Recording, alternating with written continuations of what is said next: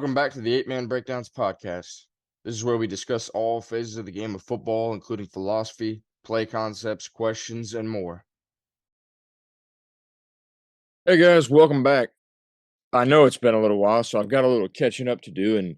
And this interview that I recorded with Coach Housman was actually recorded back in early August, and shortly after, life turned into a whirlwind. So, I started my new job.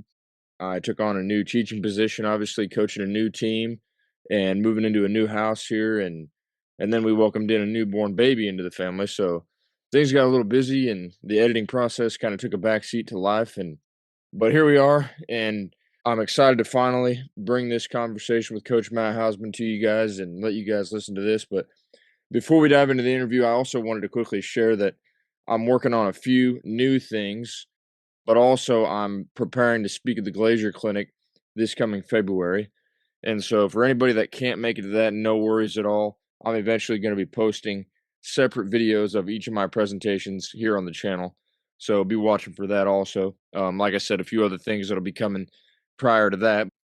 But anyways, finally excited to start getting back into some of these things since the football season is finally over and I'll have a little more time. I'm not coaching basketball or anything, so trying to fill some time with continuing to improve myself and hopefully share out good ideas and ways for others to learn here on the channel as well.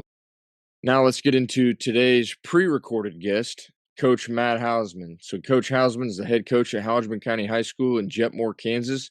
He just wrapped up his 16th season this year, leading his team to a excellent 8-3 record. Their only losses came to Dighton and Victoria, which were both semifinalists out of the West this season. Coach Hausman's coaching journey began at Pawnee Heights, where he spent a year before committing the last 15 years to Hodgeman County. Over that time, he's built an impressive resume, including a 12-1 season and a state runner-up finish in 2013, and then also a 10-3 season and another state runner-up finish in 2017. He reached a career coaching milestone of his 100th win the year before, and he's now, if I did my math correctly, at 112 victories overall. And he's obviously made a lasting impact both on and off the field, and I got to know him really well here last summer, coaching with him in the 8-man All-Star game there in Kansas, and definitely happy to have him on the show today. So, well, Coach, thanks for joining me. Yep, thank you for having me. So first, just start with a little background info about yourself and high school days, and then how you got into coaching. Grew up in Hanston, and it's where I currently live now. I made the big move from country boy to the big city life in Hanston now. But other than that, I grew up on a farm. Still help dad. I'm not good help, but still try to help. And doing that in my spare time. I'm married to my wife, Julie. She is from Northern Valley originally, which is another 8-man school. And kind of our joke is it's a good thing that we played them twice in sub-state, and we won both times. And it's a good thing we probably won, especially my senior year. I don't know if I could have married a girl from the enemy there. That would have been a little too much salt in the open wound there, even after years. But we have three kids together. Jackson is 11, soon to turn 12. Then we have twins, Annalyn and Eli, and they are 9. So I guess that's about myself. My high school days, like with football, played for Jerry Slayton, which is definitely very noteworthy. Hanston had a good run. Well, they had a good run in the 80s. They had back-to-back state championships, and then we're always a power team in the 90s. And then kind of when I was going through, we had the 1 state championship and 2 runners up. And then after I left, they even had some more state championships. I know that one group that went through only lost 1 game, which was in a state championship. So it was a pretty good run that Hanston had from really probably from 96, 97 to 2004 of just good football. And Slayton was a big part of that. He was a very old school coach. Coach Don Melby kind of referred to him as, he reminded him of Santa Claus. I can't really say the same. He wasn't quite as jolly all the time as a football coach, but he was, I understand what he's saying. He was short, round, had a beard, but man, he was a lot tougher than Santa Claus, I would say. Very old school. The playbook was not flashy. It was just in your face football. And he was just going to beat you by outworking you. And then that's kind of where Oliver comes in. And I just found this out not too long ago, but I mean, I kind of knew, but Coach Slayton didn't even call the plays when he was coaching. He always let the quarterback call the plays. And when Oliver was playing in the late 80s, he was calling plays from fullback and all that. But yeah, that is pretty old school. But then when Oliver got there in Hanston, he started taking over the offense, and it was still old school football. I mean, we're going to win physically and do things right and fundamentally sound. That was kind of the Slayton part. But Salmon's was more of a let's spread things out. Let's get some guys in space. And so that's kind of where a lot of the X's and O's that I really liked came into effect. And I really started paying attention to that stuff. What year did you graduate? I graduated in 2000. So like my high school career, we lost the 3 games, 2 in a state championship, but we never had a week where we lost and then we came back to practice the following Monday, which would have been terrible with Coach Slayton. Just kind of the way he was. It would have been a very, very physical practice. But no, Coach Slayton was great, and Oliver too. Oliver was our basketball coach also. So, and then later on, I guess that's the next question, how I got into coaching. I knew I was going to coach probably college, or, I didn't know for sure what I was going to do, but I knew that I wanted to coach, and I was thinking I was going to go the college route. I kind of put my foot in the door through Dodge City Community College. While I was playing at McPherson, even I'd play a game at 1:30, and if it was within driving distance, their game after our game, I would go on the sidelines and help them just however they wanted it. I helped them with preseason camp because we hadn't started football yet. So I had my foot in the door with Coach Marcus Garstecki, and so that's the route I thought I was going to go. But Coach Slayton or Salmons talked to me and asked me if I wanted to teach and coach when he was at Pawnee Heights. And I did have my brothers that were in school at that time. So I was like, well, that'd be kind of, all right to watch them finish their, high school career. And then maybe I'll go back to college coaching. And then I was his assistant for 2 seasons. And then I took over head coach at Pawnee Heights after that. And then in 2010 is when Hanston and Jetmore went together in their consolidation. And then that's where I've been since. So you did coach your brothers then? Yeah, I was the assistant coach, but yeah, that was pretty cool. And we made it to sub-state that year and got beat by Maxville in a very wild, exciting game. That would have been like 07? Yep, 07. Yep. Yeah, they hit some dudes. That was a tough loss. That'd have been a pretty good one, but obviously they were a great, great team. Your brothers were how old? They were quite a bit younger than me. It seemed like, I guess I was 8 years older than them, 7, 8 years older. Mm-hmm. So they graduated that season. They twins? Yep, they were twins. Yeah. Okay, cool. And then went to Hodgeman the following year. No, that was 07, so you were there. Yeah, 2007. I was assistant again in 2008, and then 2009, head coach at Pawnee Heights. Oliver stepped down, and I was head coach in 2009 at Pawnee Heights. I'm jumping back. Then you talked about going from McPherson and driving to help out Dodge or whatever. I mean, that's kind of a trip there on a Saturday. Yeah, I mean, but they might be playing in Hutch. Dodge might be playing in Hutch, or they might be playing. We might be playing somewhere close. There was one game where I can't remember where we were playing, but I asked our coach Cunningham, our head coach McPherson, like, hey, is it all right if I drive? Yeah. To the game, and he trusted that I have my mind right for our game, and actually I ended up not driving, but my parents brought me a vehicle. And so after our game, I mean, it was only like an hour where they were playing. And so I was there. And then Dodge had a great season, and they ended up playing for the conference championship. And so then it became like a thing where Garstecki, they were kind of, I was like a good luck symbol. So he was calling early to make sure I was going to be there, even though I wasn't doing anything. Helping special teams or maybe checking coverages from the defense and things like that. But they just good luck charm. Yeah, and you can never have too much help. Well, maybe you can. I guess I'm just used to the 8-man style when you only have 3 or 4 guys, or maybe even only 2 coaches. Period, and you can always use another guy or 2. But anyway, speaking of that conference championship game, this is kind of interesting. I guess it was a pivotal moment. So the Dodge had lost that conference championship game to Coffeyville. And after the game, Coach Garstecki was calling some kids up. He was going to talk to the team, address the team. And, I kind of get this guy, hey, coach is calling us up. And I go to this one guy. And, of course, I'm a college player. He's a college player. he didn't see me week in, week out. And I'm like, hey, coach wants to talk. And he got in my face about it. And we kind of square off. And I was like, man, maybe I don't want to coach JUCO, Yeah. like, I mean, it was an important part. I was like, I don't know about this. I mean, might have to take a little break. I didn't feel like I was quite old enough for just ready for that. I was like, I don't think I'm going to have to put up with that in high school. So, I mean, it Yeah. really was a kind of an eye opener for me. Yeah, that's true. You're not gonna be having that interaction daily in high Yeah. school. At least I Yeah. hope not. Yeah. That'd be fun. That'd be interesting, huh? And But I love JUCO football. I mean, that was when I was in high school, we'd always go watch Garden City Butler. Of course, that was like 98, 99. That was just when, I mean, it was Garden, Butler, maybe Coffeyville. I mean, it was just those two teams squaring yeah, off every year for it. And they had some great teams. And we'd show up an hour early just to watch the pregame warmups. yeah. The teams jawing back and forth at each other and all that. That was, I mean, that was so exciting. I love JUCO football. That's what I wanted to play. Mhm. I didn't even care about Division II or anything like that. I wanted to play JUCO. So I did enjoy JUCO. I mean, I loved it too. I 100% agree with you there. I'm sure you've seen them when the Last Chance U came out. I was like that's exactly how it is. Yeah. It's a great time. I mean, I agree. But I think Yeah.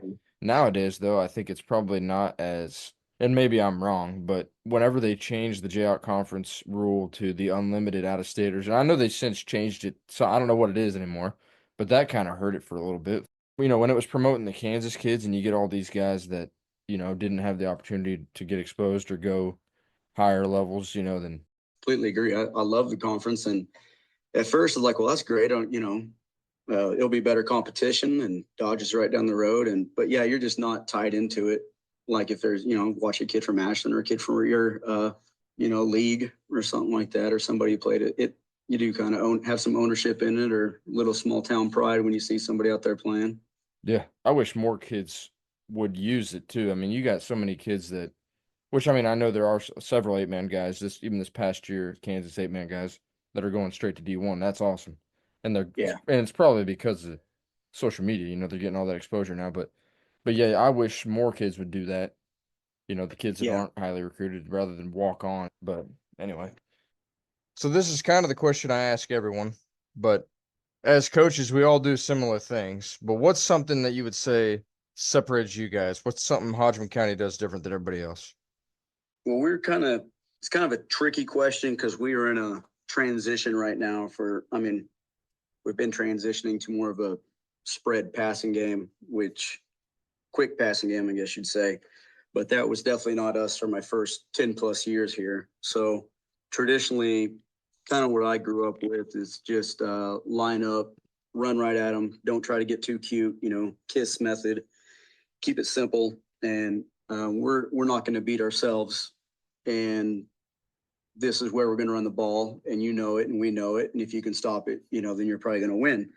But I mean, we had success with that in high school, and so when I came into coaching, I had all these passing concepts I was wanting to use, and I think you and I have talked about that, but it just didn't quite look right. Didn't look as good like I'd hoped it would. So then we try a power, we try a sweep, and it looked so much better than all this passing stuff I've been working on. And so that's just kind of right what I went into is just kind of what I was in high school, I guess. And so, yeah, if we'd see a 32 defense, which we saw a lot out here in this part of the state, it was, well, we got everybody blocked. That's what we do at practice. So we're just going to run right at you. And I mean, we'd do some different blocking and, we'd throw some traps in there and quarterback keeping some veer, but it was very vanilla and pretty simple football. But that was it. Was just physical football and fundamentals. And we weren't going to try to out scheme you. And we're just going to try to beat you. And that is what we hung our hat on for a long time. And so switching to your spread type offense, what was the community feel like when you did that? Was there pushback or was it hard? Not really. I think actually before it was kind of like, well, shoot, he's just running the ball up the middle the whole game. Mhm. Do Yeah. something, do a reverse, do a sweep, do something, we just do something else. I had a friend, his kid played for me a number of years ago, but, he's like, I'll tell you what, I didn't want my kid to play, quarterback or running back for you because you just slam him up the middle the whole time. Yeah. And it's like, yeah, but at least he said it, and he asked it, we're hanging out and he asked and talking. And I was kind of, well, it looks like that. We're actually setting stuff up. I think we actually watched film, and once I was pointing stuff out to him, then he kind of saw what long game we're playing. But just because we're gaining 2-3 yards, we were happy with that. But they couldn't see what we're setting up, maybe next drive or the next set of downs, Yeah. and or a play action pass maybe. But the spread game, I think people kind of knew. We don't have a natural running back. We haven't had one for a couple of years. I think they kind of are okay with that. I think they kind of see the writing on the wall. We didn't have the biggest lineman, so it was kind of out of necessity. I don't know what the feeling is, but I know it looks a lot better than what it would be looking like if we try to line up in power. I think everybody can look at us on the sideline and how we're wearing our pads and tell we're not going to run over people. You've definitely had success with it too. And I haven't watched you on film or anything, but I know you got a few athletic guys and maybe not a ton of size to run it right up the middle. So I mean, you're no matter what, you're adapting to your team, and that's most important thing. You guys were 5-1. Yeah. So obviously you were having success with, and I'm calling it a spread. And I know you don't always go really spread. Sometimes you go that tight, quick passing game too. But yeah, and even when it's tight passing, we're still spreading you out when we pass it. It's still Oh yeah, you're still getting stretched. So you're hitting every part of the field. Yeah, especially sideline to sideline. So let's just segue that into the play calling style. What's your approach to play calling? Some of those little quick outs that we run, I mean, we start running these little swing. You have the traditional swing route from the slot, and he runs clear of the sideline. Well, we put that in, but it's just a little tighter. But it really becomes a speed option. And what I call that 17 swing from our camp that we were running up there. But I mean, I had this great running back years ago, Eli Salmons, and I don't think he'd mind me saying this because he was awesome. I mean, he just carried the load. He was the one back we had, and we just rode him, and right up the middle, kind of. But to go wide, it was kind of his Achilles heel. He could not catch a pitch. He could catch an out route. He could catch a go, but he could not catch a pitch for whatever reason. And I wish I would have had this swing route in, because then I get nervous about it. Yeah.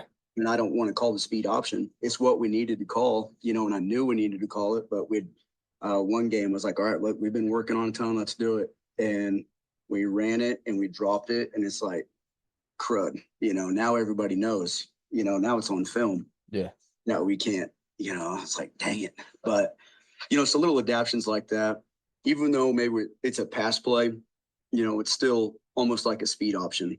So some of it looks like a pass, it's just a long handoff. So I wanted some of those give me passes. My kids have good hands. I can think of a lot of our kids, even our guards this last week at camp, I was just putting everybody through every drill, whether you're a lineman or not. Our linemen can catch for whatever reason. Our kids have good hands. So yeah, that's kind of what's good, is let's just spread the ball around and let's not make these passes complicated. And I love the timing, but let's just make it very, very simple and get these passes as short as we can. So yeah, it's a lot of arrow routes, drag routes, reading linebackers. And Owen was very good at looking at the defense and not looking at the receivers. So that'd probably be the next thing, is I don't have a lot of plays in, kind of like that R4 system. It's not depending how depth you get into it, but they're saying you don't need a lot of plays, just kind of a lot of it's tight adjustment. But Owen's very good at looking at the defense, and just wherever the defense is not, he just knows to throw. And if we keep the playbook simple, then our receivers should know where to be. And especially like Dighton was a good game. And that was just where it's like, okay, we've got something now. Because that ball he'd catch it and he'd throw it right away. As soon as he'd catch the ball, the quarterback, he knew where he was going to go with it, depending where the linebackers went, corners. So obviously reading a defense like that takes experience. I mean, you got to, but I'd like you to talk about if you do anything specific with quarterbacks, like watching film or whatever the case is. I'd like you to talk about that, but also play calling. I know you guys huddle up. So how do you adjust play calling? Yeah, so a lot of it would be, some of it's the flood concept. So if I think the flat's open, I'll call a play that'll have, the first read might be the flat, but then if that linebacker does attack the flat, then here comes the drag behind it. So, and a lot of it is just 2 reads, especially when you're talking about the flood game. You can say it's 3 reads if you're, you got the guy going down the sideline, but most of it, especially with the flood game, it's here's your option 1. If it's not there, then let's look for 2. It should be there, but if it's not, then it's probably open to run. Yeah. Especially if you're talking about zone defense, we see a lot of the 32 cover 3. If you're reading the linebackers and they go sprint to the flat, then you should have a drag. And other teams run this too, so it's not a secret, but you'll see those teams that they'll run their 2 inside guys right out to the sidelines, and both those 32 backers go sprint to the sideline, then the middle's wide open. We ran that at the All-Star game and week, and I mean, it's not my play, it's people been running it forever, but it's a good, so it's a read, and then there's kind of a 1-2 read. No, I like that play for sure, and I mean, anytime you can get a quick flat route like that, I like it. Yeah, and especially if they are playing zone, you got your outside guys, taking the corners out of the play. I mean, that linebacker's got a long ways to go to get out there. Yeah. So if they are running, if you have the traditional, you got your guard and you got your tight end, and it's 32 defense, he's supposed to be over the guard. Yeah. So that tight end already has leverage on him. And so he's already behind 2 yards at least by the time he. And remind me too, or when you're running that, are you running that tight end he's outside releasing that D end straight to the flat, I'm assuming? Yeah, he's at straight out. Yeah. He's not. If he goes upfield, defensive end jams him a little too much, and he's also kind of running into the linebacker. Defender, yeah, definitely. He's almost running to him, covering himself up. Yep. And that was actually the other thing I was going to say was I've ran bubble screens and I've ran, a lot of hitches and slants and like quick stuff, but I hadn't ran much of that, immediate speed out type stuff. And yeah, if you got soft coverage at all outside, that's easy way to attack the flat for sure. Then the next thing I was going to go to was like I said, talking about your quarterback knows, the 1-2 read or find the open windows in the zone. Are you teaching quarterbacks that? Or, I mean, are you watching film? How are you getting them to read a defense? What do you do to get them on the same page as you? We watch some film together. A lot of the time I just make little edits on the on Huddle there. They can just go on there and read that stuff. So, but practice time we don't. I've done it some games I do, kind of depending on the health of our team and things like that, or how I'm feeling about things. I try to get those what I call edits on there. Yeah. But if you have a quarterback that's watching film anyway, and I can make those points on there, then like in class, you can mention something or weights or just show him something, and it doesn't take a long conversation. Yeah. Well, and kind of like you told me before, I mean, you got good kids where they want to do stuff. If they want to be successful, they're going to find time to do it. I agree. Yeah. 100%. Yeah. And then I wanted to ask you about another one. I know we talked about this a little bit last time too, but center pull, and I mean, there's not a lot of teams that do it, but usually your center, especially an 8-man, it's probably your best lineman, and if you can get him to snap a ball and to pull, that's awesome. I mean, you can get him to lead out on a corner, or I mean, even a linebacker. If he's your best lineman, that usually is a benefit to you. But talk about how you came up with the cage call and yes. Every time, like when I was in high school or even my early years of coaching, anytime I'd see a center try to pull on a team, it was just trash. I mean, it was like, that's not going to work. I can't remember. I know in high school, some team did it and it's like, that is not going to work. And we blew it up. They couldn't even get to the line of scrimmage. So I always thought it was just a junk thing to do. And then we play Spearville and they're in that single wing. And, we actually met them we played them once, and I'd watched quite a bit of film on them because you got to get ready for that single wing. I didn't quite understand all they were doing, but that was one of his first years there. Matt Fowler there at Spearville. We go to a camp in Boise City, Oklahoma. It seemed like it was like 115 degrees there. Slept on the classroom floor. It was terrible, but there was only like 4 teams there. But I got to see that Spearville offense a lot. And however we would shift our defensive line, move them in gaps, that would dictate who they would have pull. And so they want to get as many angles as they can in that single wing. It's just easier blocks, angle. And yeah, they were pulling their center a lot. And it was tough. I mean, because when you got that right guard slamming down the nose guard, that's a heck of an angle. Those are the angles you want. And yeah, one of their better linemen was the center. But, Spearville did it, and it comes straight from them. I usually, not all the time, but we have a wing back right outside. So it'd be one of our tight formations. And then we kind of have a little read on the defensive end, whether we're going to go inside or outside to trap him or we're going to wash him down. But yeah, so Matt Patterson was my center this last year. He played in that All-Star game and he could snap. And obviously, it was one of my faster kids. I tried to move him to guard before, but it just didn't make sense on our team because I wanted him to be able to pull. But it's like, well, we'll just pull him from center. And yeah, he's very good at it. But we've had a couple other centers that have been able to do that. So like you said, it's usually your best lineman. But as long as the numbers make sense up front, yeah, I love having center pull. During track, we do those flying 20s, flying 10s. We measure them. I can't remember if it was the 20 or the 10, but he had the second fastest time on our team. Wow. Yeah. That, One other thing I wanted to ask you too, and I really liked it. You were drawing stuff up and telling me how you called it, your terminology. And I was like, okay, I figured it out pretty quick because it makes sense. And yeah, but so I wanted to know how'd you come up with, is that something back in high school you had a number system?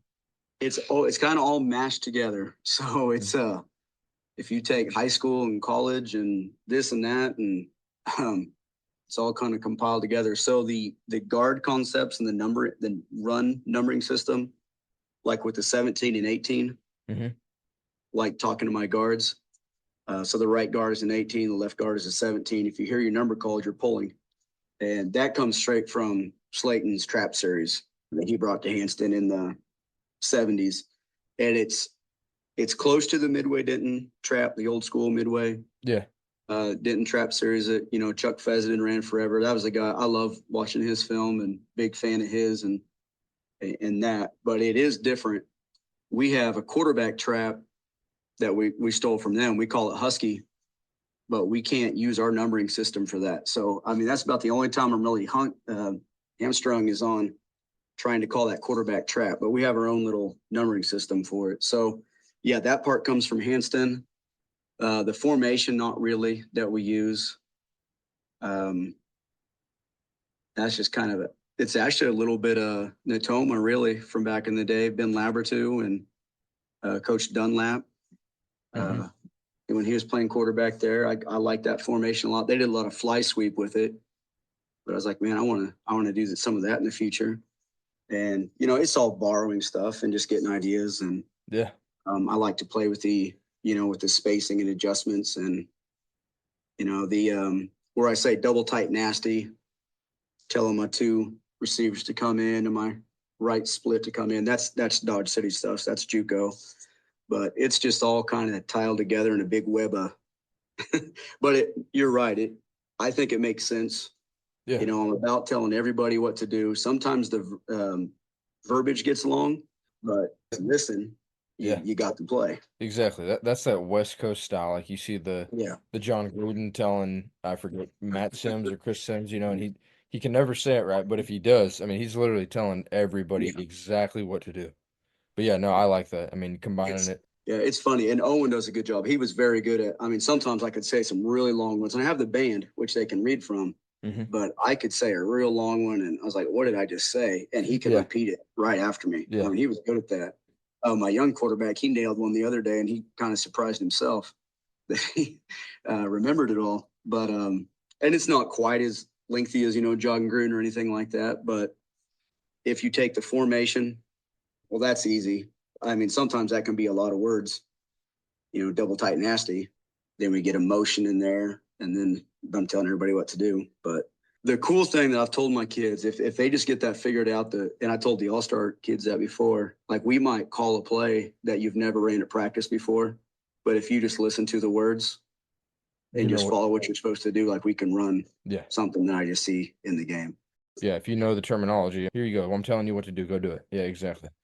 I love listening to Gruden and all them old school, them long play calls, and but I know Mike Leach always said that. He said anything more than 5 words is too long. But I'm definitely over that many times. But again, if you take the formation out too, I'm the same way. It's probably within that range anyway. And Yeah. and since we're no huddle, I just yell out the formation anyway. So I mean, who cares if they know what we Yeah. call our formation? So anyway, then I wanted to go back to quarterback play again and just ask you about mechanics or drills because I remember telling you Owen just had a great awareness in the pocket, no matter Yeah. what. And that was in practice against all-stars on our team and then in the scrimmages and then obviously in the game too. But any quarterback drills or mechanic things that you do on daily or over the summer or whatever, just talk about anything you do. Yeah. Real big on, like you mentioned, West Coast. So I was a Niners fan growing up in Joe Montana, and I've read all Bill Walsh's books, and I'm not trying to copy anything that the Niners did, but footwork, all Hmm. about the feet, and that's where Joe Montana was great, and Steve Young struggled because his feet would get lost and his timing was off, and so with Owen, the big thing I'm always with him, any missed throw he makes, and I've heard, I don't know who all say it, you go to the clinics and things like that, but you almost always go to the feet. Anytime they miss a throw, Yeah. even if you didn't see it and you need to make a coaching point, just blame it on the feet, Yep. whether you saw it or not. Like you're probably going to be right. But there is a lot of truth to that. A lot of times, if a quarterback's throwing to the left, he'll be drifting away back into his left, and that ball is going to end up on the ground. Hmm. Because when they're turning their body, they don't have their feet set right. So I'm always on Owen about his feet. And if he doesn't have enough mustard on his throw, or he doesn't have his hip right, it's the most important thing is with the feet. And I used to really coach the arms and stepping off the mound, and I think you're kind of getting away from that. And I've had some good quarterbacks come. I've been blessed to have some good quarterbacks come through, and then you send out college to like, oh, I'm getting ready for college in case they want to play, and college coaches, and I understand they don't want to take a risk on an 8-man quarterback. It's just too tough. So it's like I'm just the arm and all that stuff. I'm just going to let them throw it however they want to throw it, and I kind of took that approach with Owen because he played baseball a lot in the summer. Man, we go to a camp in Hayes and he'd throw one down the sideline, hit the third lane of the track. I mean, he just from transitioning from baseball to football was tough. But it's like I'm just gonna let him sling out however he wants, sidearm, 3/4, and we'll just worry about the feet. That's all I'm really gonna harp on him about too much. And I know I talked to you about this, but I've only have one assistant coach, so it's just me and another guy. It's been that way for years. I think only twice my 14 years have we had a second assistant. But so I mean, I don't want kids just standing around. Yeah. But when we're working on pass rush, offensive and defensive line, I'll have the offensive line, he'll have the defensive line, where I'm not going to have guys just running one-on-one routes out there. I want them still doing something, the receivers. So I kind of came up with a drill where one or two guys, they'll just run hitch routes, or only one of them will flash their hands. And I want Owen keeping an eye on them. He's doing that drill. He's keeping his eyes on the receiver. And then on the whistle, when I blow the whistle, I want him to throw it as quick as possible. So he doesn't know when I'm going to blow that whistle. Yeah. I'm not going to blow it when that guy's making a sack. I might blow it in a second. I might blow it in 2.5, and just mixing that up. And also linemen, that's good for linemen because they need to learn how to block for 1 second, Hmm. or 3 or 2. Because if it's 1 second, the lineman kicks back and the defensive line doesn't rush, you really don't want too much separation, or else they'll bat the ball down. So there's kind of a lot of things we can work on there, but that's one drill that we do is I think helps Owen a lot. And it's just a hitch route, Yeah. but he keeps his eyes on the receivers and he's feeling where that rush is at, and he's keeping his feet always ready to throw. And again, if it takes him too long once I blow that whistle and he has to turn his hips and feet, find the receiver, then it's taking too long. And and he was good about fixing that himself. I didn't have to jump down his throat about it, because I'm trying to watch the offensive lineman, but he knew what he needed to work on. Yeah, and not only that, like you said, you got multiple guys going. You got a pass rush, you got O line, you got a Yeah. receiver or two, and your quarterback, Center and always snapping over their head. I mean, you got to, yeah, yeah. yeah. So, Well, that and you got, everything. and when you only have so many guys, I mean, you might have five, plus a couple of them just standing around and they're hopping in right away. I mean, Yeah. that's a good drill. I'll definitely have to Yeah. steal parts of that at least, but that is good. I mean, you can always refer back to the feet. I mean, Yep. no matter what. Yeah. And I'm looking back. I mean, I'm no quarterback coach by any means, and I've stolen ideas from several guys and drills that we can do to work on the throwing mechanics. But I've never been a quarterback, and I don't throw good myself. It's hard to teach that. So I'll definitely have to refer more to the footwork. But Yeah. I learned a lot when I was at JUCO at Dodge. We had a coach, Jay Rogers. He played ball at Indiana. He got replaced by Randall L. And then I think he went to Southwest Missouri. But then he did his student coaching at LSU under Nick Saban. And then he came to Dodge for 1 year. I mean, he was an awesome coach. Great. And he's with the Falcons now. He's there. He's actually on the defensive line coach. He's with the Chargers. He's been with the Bears for a long time, Broncos. I mean, we knew he was going to go somewhere. He was amazing, but getting to listen to him coach quarterbacks, because receivers and quarterbacks were together. Mhm. I mean, that was awesome for me, and just passing game. And yeah, he's one of those coaches I learned a lot from. I only played for him for 1 year, but I mean, that was a big year for me as far as coaching. And he was honest with me as coaching too. He's like, if he probably knew I wanted to coach, so he asked me what my goals were. I said I really didn't know, and he's like, well, if you want to make it big time, he's like, good luck. Mhm. You're gonna have to know somebody. I mean, he's like, it's not about what you know, it's who you know. And he's like, if he'd say things like that. He wouldn't BS you at all. Yeah. He's like, you're gonna be sleeping on couches and really grinding if that's what you want to do. But no, he was a joy and a great quarterback coach, just a great coach. Unfortunately, I can't say that I have a lot of stories from the JUCO days. As far as coaching, looking back at it though, I wish that second year I would have just quit to be a GA, and I didn't do. So Obviously, I didn't. yeah, I didn't try the GA route. I wish I would have. That would have been better for, like you just said, connections. yeah.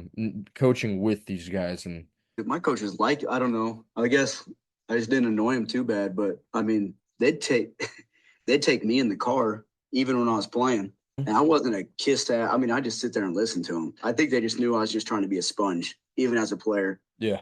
I wouldn't sit there and talk. I wouldn't bother them at all. But I think they knew I was just sponging that all, taking it all in. And I think they appreciated that. When they invited me back, and first it was a camp, then a game, and it was like, man, it was fun. Yeah, I liked it a lot. And do you keep in touch with any of those guys? Yeah, I do. I'll call them about once a year. It's tough to know when to call them. I don't ever want to bother them too much, but we'll have a little sit down talk about once a year. Busy time. He's coaching. Who's he coaching for now? You said. The Falcons now. Yeah. Yeah. I guess before we get into the very last couple questions, just what are you looking forward to most about next year?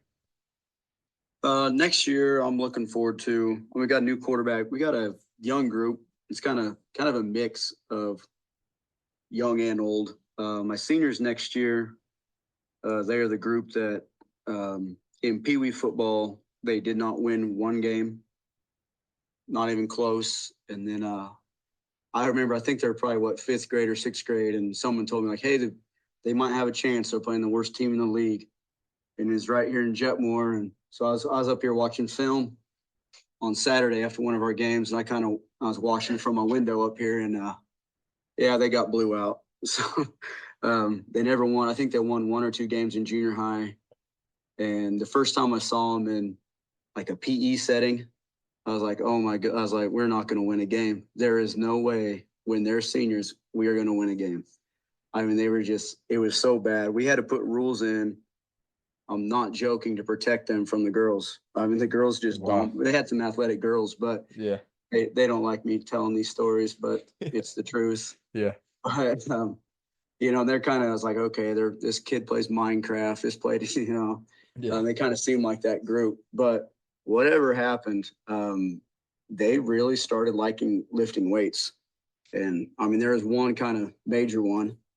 He was probably the biggest egghead before, and he might be a little bit now, depending on the occasion. But he's kind of an egghead about lifting now. And I know last time I talked to you, I told you that, they do more than what I'm asking. And I've told my groups that before. It's like, yeah, we lift, these days, and but it's not enough.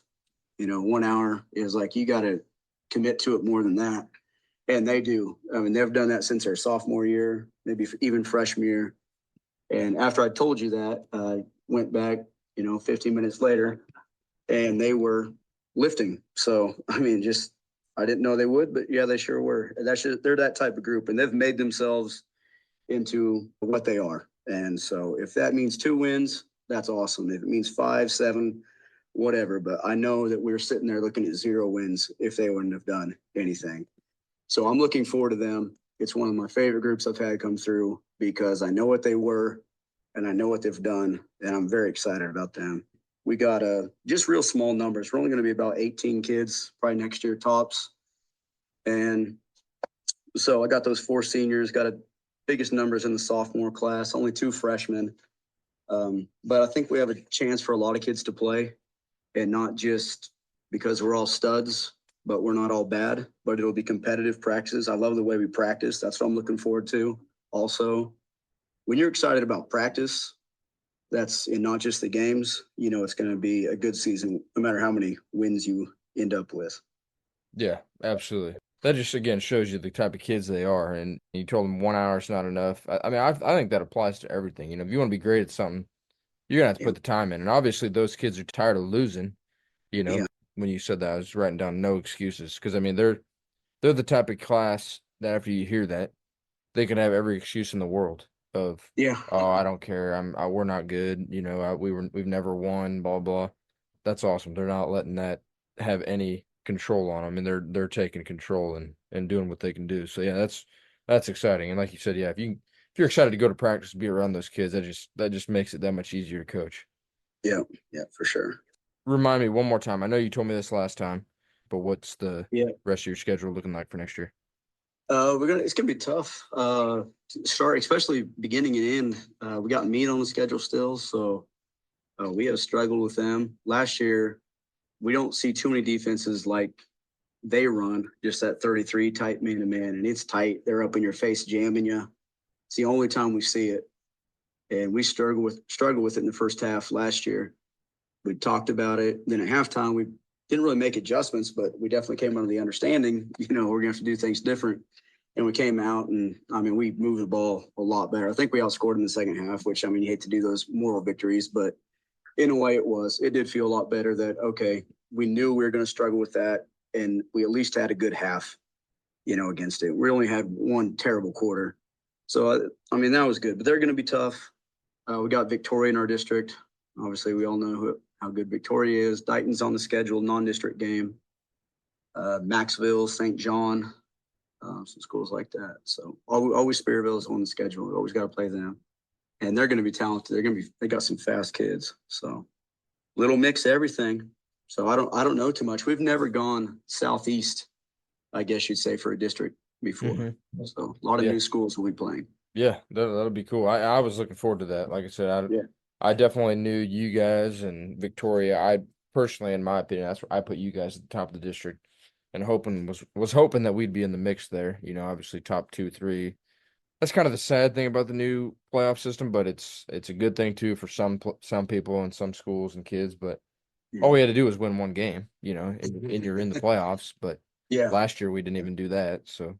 It's tough. I mean, there's those 4 seeds that beat the 1 seeds, and Yep, been there. yeah, yeah. I mean, it does, and our district did it. Yeah, I mean, it's sometimes you get stuck in those tough districts. The 2017, I guess, rewind to 2016, we missed the playoffs, and that was when Dighton and Sharon Springs were both in our district, and they met back up at Substate.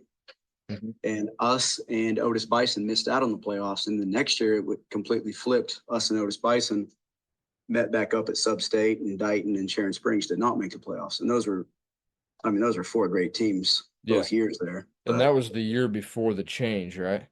yeah, Yeah. yeah. So I think that was the last one. Yeah, you go back in the history of 8-man, 2-team district playoff districts. I mean, there's got to be a long list of really legit teams that Yeah. didn't Well, it make used it. to just be one. Like when I was even just starting, it was just the one. So I mean, it was like Hanston, Bazine, Lewis, maybe Pawnee Heights. I mean, one Mhm. team. So it was And always a 4-team district back then? I think it was 4, if Yeah. I remember right. See, I And mean, I'm not. that sounds about right. It That's was crazy. crazy. Maybe it's Yeah. only 3 or 4, but it wasn't many. But if you got put up against it, and it was truly like in your district, Yeah. it was a neighboring town, and if you weren't better than them, then sorry. Yeah. Yep. If you lose one game, you might not be. Yep, Yeah, 8-1. that's Didn't make the true. playoffs. Yeah, true playoff right there. Last couple questions in though, coach, and I'll let you go. First though, I did want to go back to talking about the 8-man All-Star game again. I know I asked you about it last time, but just wanted to get your thoughts. And I know you played in it, I played in it, and it was awesome. But I mean, I'd like you to share just your opportunity of playing in it and now coaching in it, and then you're going to get to coach in it again next year. Just thoughts on the Kansas 8-man All-Star game. Yeah, love the All-Star game. Playing, it's getting to be a long time ago, but it was a longer week then. I think it's good now, that one less day. That's probably about right. Kind of running out of things to do, but it's just great to meet with other coaches and just to get to know the players. It's so awesome. And for them, as a player, you don't like those kids. You dislike kids from this school, that school. And then, I mean, the way they bond, I mean, I can't really remember all the times I've been up there. It's not like these two kids are fighting with each other on the team. I mean, they all always come together and have a great week. And I mean, the players I've had playing it, it's one of their favorite weeks that they've had in their high school career. I mean, so I've heard that so many times. Even no matter how the game goes, they obviously it goes better if they win the game. They're maybe a little happier, but it's kind of the cherry on top.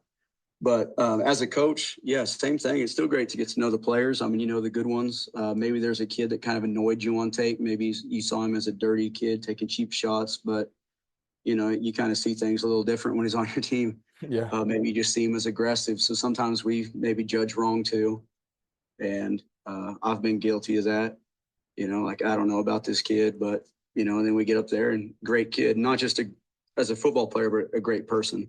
Yeah. And a good example of that. And not that I thought he was a cheap player, but that Anderson kid, what was his first name?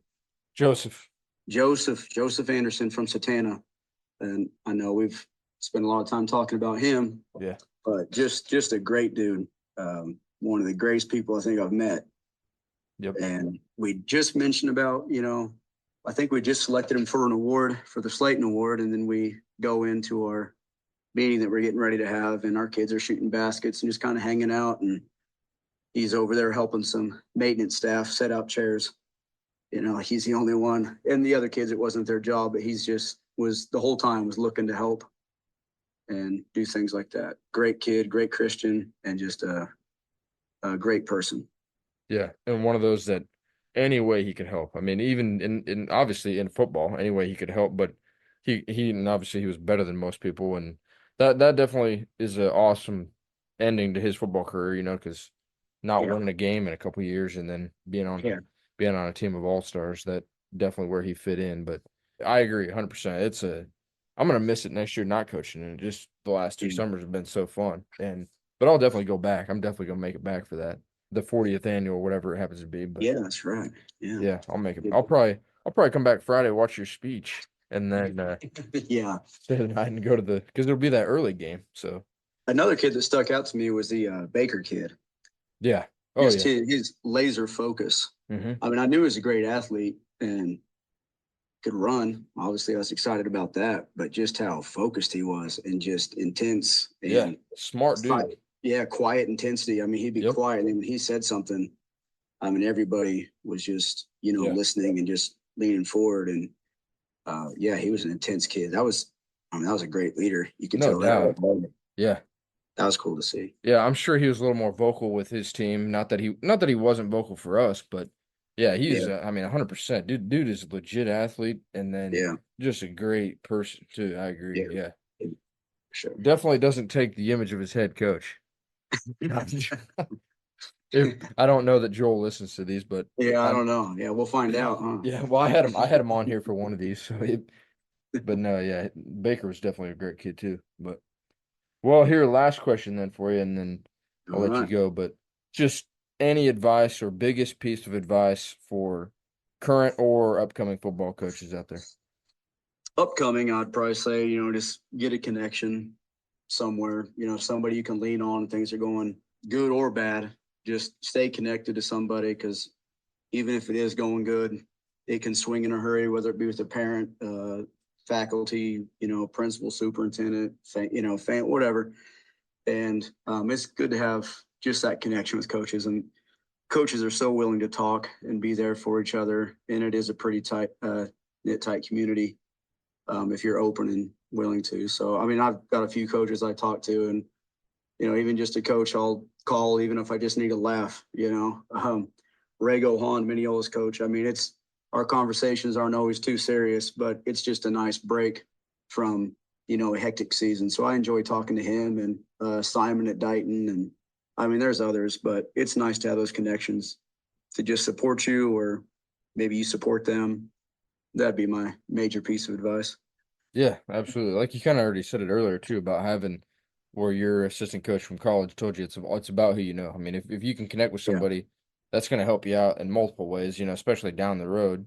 And like you said, if things are going good, they're not always going to be going good. So it's good to have people on your side. I mean, I agree.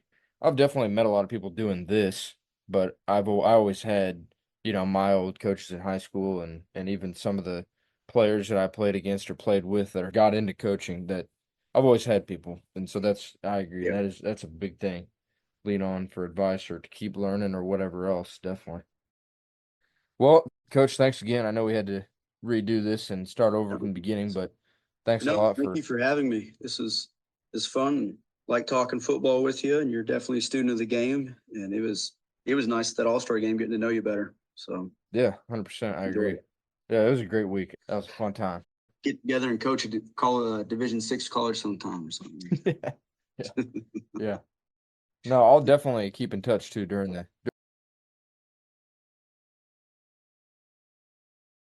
And that's going to do it for this episode of the 8-Man Breakdowns podcast. If you ever have a question for me, feel free to comment below on this video or follow and message me on Twitter at 8Man Breakdowns. If you've learned anything or enjoyed the video, please click subscribe and check out some of my other videos right here. And as always, guys, thanks for tuning in.